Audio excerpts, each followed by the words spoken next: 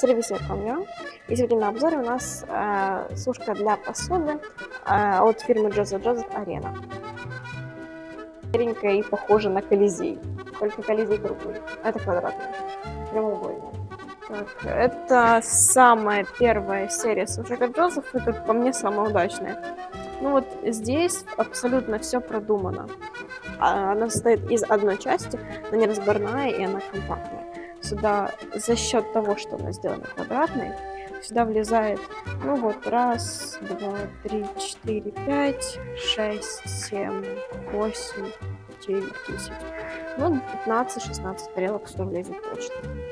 И от секций для ложек, вилок, ножей, других приспособлений кухонных. И что вот еще одно из самых важных, это то, что секции для тарелок силиконовые.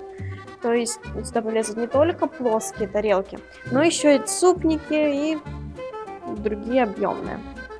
Опять-таки, еще вот интересно то, что здесь из каждой секции идет отверстие, и вода из него просто вытекает. То есть, да, можно как-нибудь там раз в пару месяцев именно чисто помыть начисто. Ну, по сути, это особо и не нужно.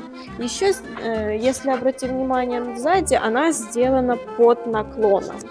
Здесь есть ножички, опять-таки просиликоненные. Учитывая то, что стоять она будет где-то на раковине, силиконовые ножки не будут давать ей двигаться. Она есть в двух цветах. Это вот такая вот нежная бело-зеленая, и та, которую я показывала до этого, это серенькая. Сегодня на обзоре у нас была сушилка для посуды от фирмы Joseph.